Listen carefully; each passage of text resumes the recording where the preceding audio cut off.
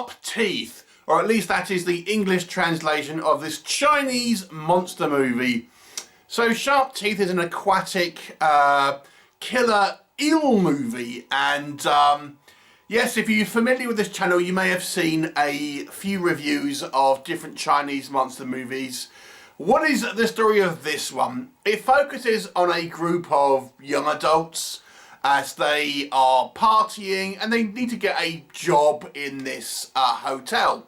So a bunch of them apply to this kind of hotel and they are employed, but the owners of this hotel are actually some type of crime syndicate or something, and for some reason they are effectively trafficking rare animals, and they have caught this large eel-like monster and a bunch of kind of smaller mutated eels, and they are doing nefarious things with them.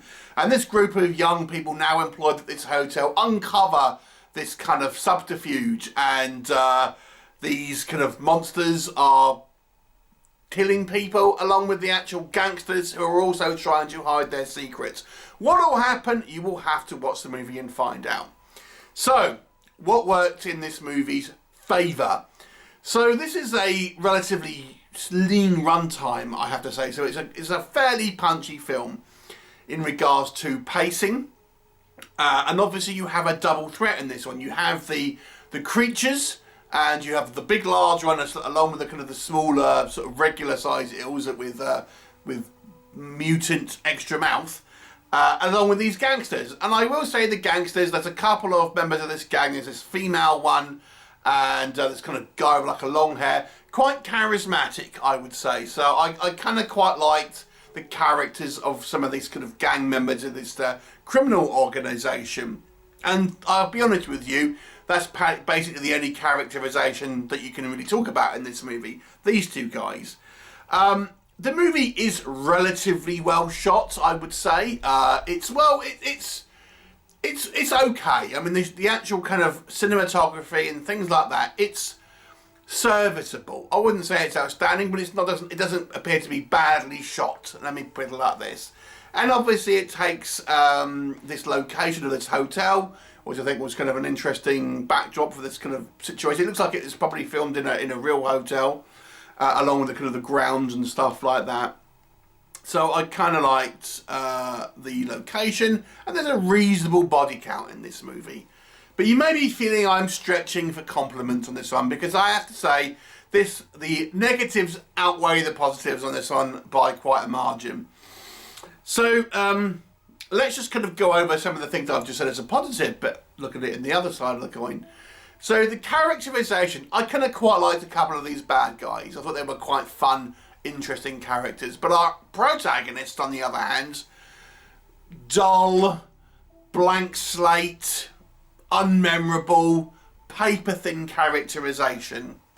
You know, the only kind of like notable thing with this group of protagonists is one of them appears to be autistic, and that's basically it. Other than that, they are interchangeable with, like, you could have had any other kind of like one against each other. No discerning features. So the characterization is pretty much non-existent. The creature effects. This is not really a monster movie per se, because the main threat of this movie was probably the gangsters, if we're being honest. It's one of those films that, and I see sci-fi channel movies do this a lot, I see asylum movies do this a lot. You know, it's advertised as a kind of monster movie, a creature feature, but it feels like the running time with human bad guys, so they don't have to pay to have VFX on screen. And this is what this one does. So we have a lot more time dealing with these kind of criminals more than the actual creature itself. In actual fact, the creature really only appears briefly once towards the beginning, and then doesn't appear right until the climax of the movie. So it's more about dealing with these kind of gangsters than anything else, which makes it a uninspired movie, if I'm honest.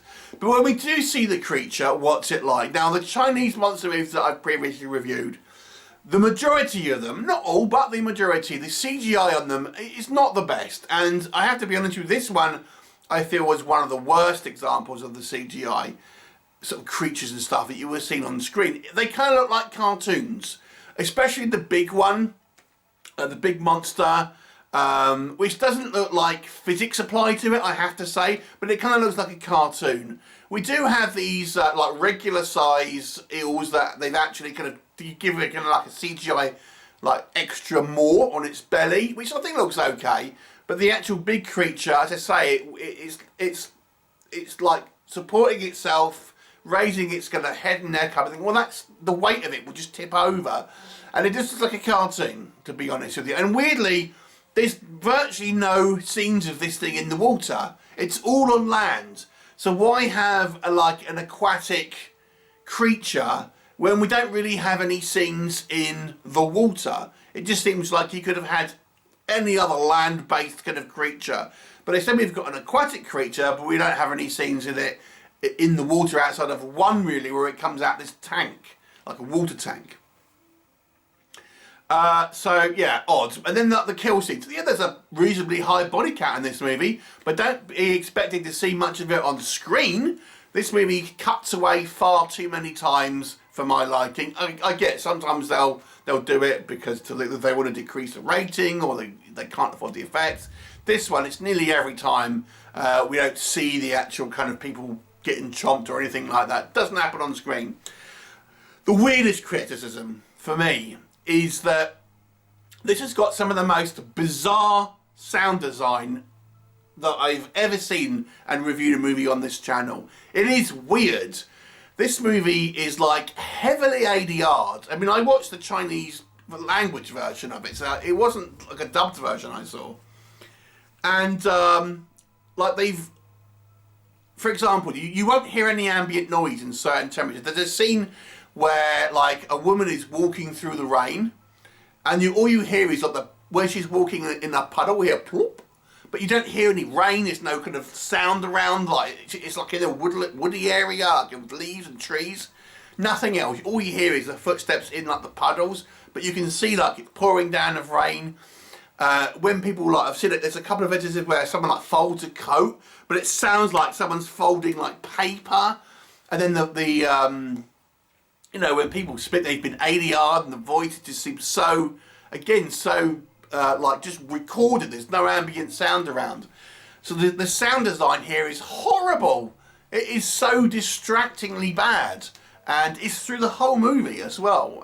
It just is, the sound design is absolutely awful. The worst example I can think of on the screen. I mean, certain films I've seen, you know, there's scenes where it doesn't work as well. This one it's a good portion of the movie. I would say the majority of this movie, the sound design here is absolutely atrocious, and the story is just, you know, nothing to write home about. It's an excuse for a bunch of pretty young people to be chased around by criminals and then a kind of a creature. So I have to be honest with you, this is a bit of a fail. It's really not much to recommend this movie. The best thing in it is maybe a couple of the kind of the cackling bad guy criminals, and that's about it. I'll give this one a 3 out of 10. Have you seen it? What did you think of it? Please do leave me a comment, and I shall look forward to seeing you next time. Bye for now.